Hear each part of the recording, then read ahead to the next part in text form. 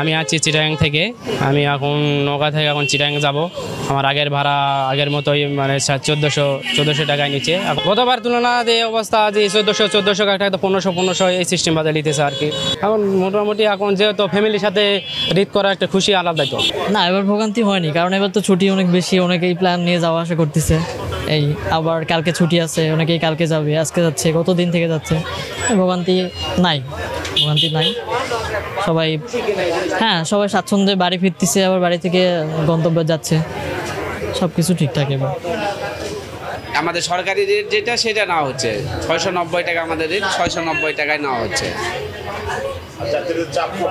আছে মোটামুটি ভালোই আছে, কিন্তু গাড়ির সংখ্যা একটু কম। মহাজনরা এই মানে সরকারি রেটে মনে করেন যে এই গাড়ি ভাড়া করা গাড়ি নেওয়া পোষানো পারে না, এইগুলো কোম্পানির যেগুলো গাড়ি সেগুলো ছাড়তেছে।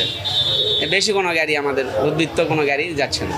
আমাদের সরকারি রেট আছে হলো 690 টাকা, আর অগ্রিম বিক্রি হয়ে আছে 15 তারিখ পর্যন্ত। 16 তারিখে কিছু কিছু টিকিট আছে, দেওয়া সম্ভব না। বাড়তি ভাড়ার কোনো প্রশ্ন এবারে ওঠে না। সরকার নির্ধারিত যেটা 690 সেটাই আমরা বিক্রি করতেছি। চাপ প্রচুর। মানুষের সঙ্গে কখনো খারাপ ব্যবহার করে নাই, আর প্রতারণা তো প্রশ্নই আসে না। বেশি দামের টিকিট বিক্রি করার প্রশ্নই আসে না। আমার এমডি সাহেব আমাকে বলছে যা সরকার ঘোষিত ভাড়া ঠিক সেটাই আপনি নেবেন, তার বেশি 1 টাকাও নেবেন না। এবং বর্ধিত গাড়ি দিচ্ছি, ঢাকা প্রান্ত থেকে খালি গাড়ি টেনে নিয়ে আসতেছি। নিয়ে এই যে যাত্রী যে এত চাপ, এই পিরিয়ডে আমরা এই ধরনের কাজ করে থাকি, প্রতি বছর করি, এবারও করছি।